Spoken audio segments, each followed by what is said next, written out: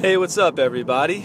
This is Lance Sager coming back at you with another thought. So this time I was thinking about fear and how fear paralyzes us from doing things that we want to do. The things we really truly want to do in our heart never get accomplished a lot of the times because of fear. And I wanted to just briefly talk about fear and how I've worked to kind of help my mind get around the fear, because there was a time where I was very fearful of a lot of things, of losing everything I had financially, of taking any types of risk because of the negative outcomes that may happen.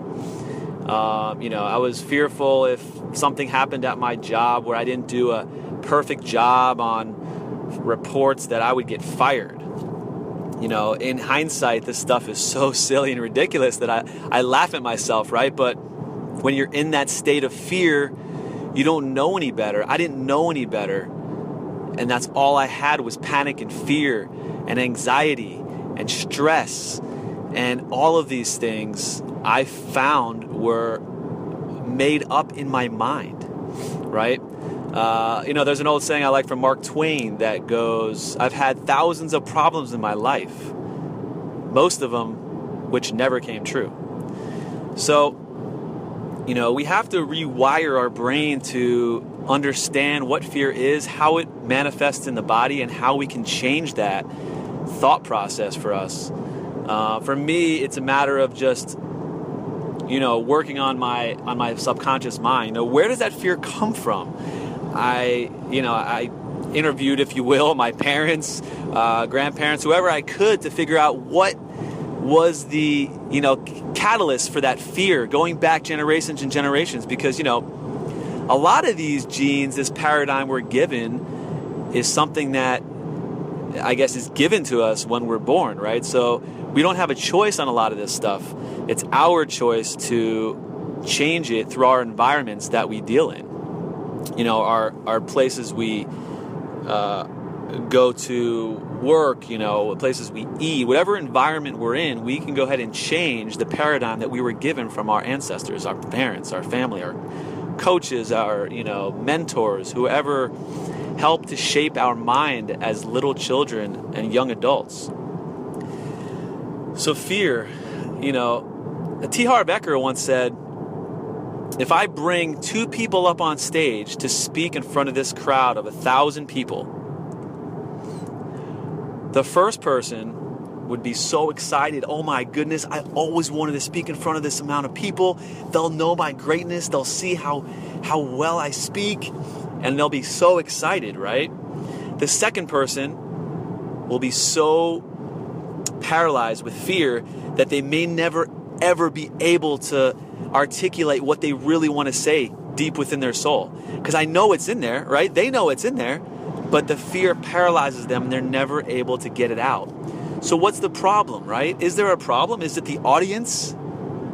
Or, is it the dialogue that's going inside these two, people's minds? And obviously it's the way they process the fear. I'm not saying fear is absent for the first person getting up to speak, but the fear is more of a motivational tool to push through rather than something that's going to debilitate you when you're trying to speak and, speak your truth, if you will. So just wanted to leave you with that today, and, think about that when you're going through life. Think about the situations you're in, right? How will this affect me, 1 month, 6 months, 1 year from now?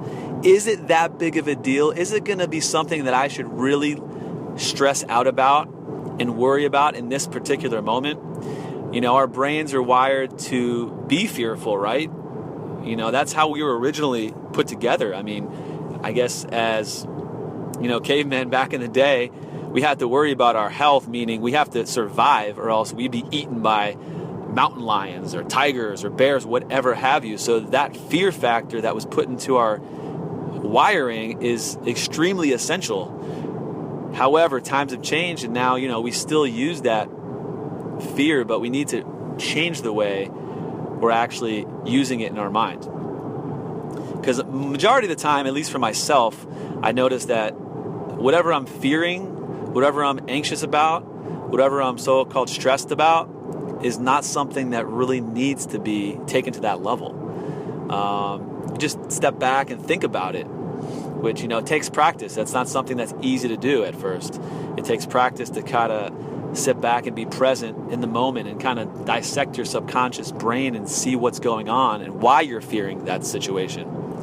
Usually it's because of the negative outcomes that could happen, right? That usually never do.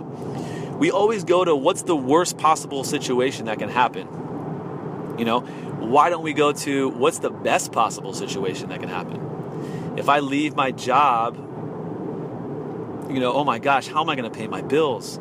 I feel like this all the time. How am I going to pay my bills? How am I going to make this money that I make now? How am I going to have insurance? How am I going to have this? And all these things start to creep into your mind. As soon as that happens, you're fearful. You're stressed, It's not something you're going to take a leap of faith on because you're just way too bogged down with the fear. But what if we changed your mindset? I invite you to change your thoughts. So let's take the same example. What if I leave my job today? How will I survive? Well, what if I find a job I'm passionate about that makes as much or more money than I'm currently making? What if I make so much more money that I can buy my own personal insurance? I don't have to worry about the job, being tied to a job to have insurance. What if I meet people I never thought I would meet through this new passionate job of mine that I'm so fulfilled and happy? I never thought this would happen. This is the type of things you should think about. This is the imaginative, thought process we need to start getting back to. We used to get, we were so imaginative as young children. I have 2 little boys, and the things they think about, the things they actually create with nothing but maybe a kitchen spatula. My 4-year-old is conducting a 5,000, audience member symphony with just a spatula in the kitchen, in his mind. This stuff is powerful. But anyway, so fear can paralyze us from the things we want to accomplish in life. I feel like for me, that was one of the biggest things to even start speaking, right?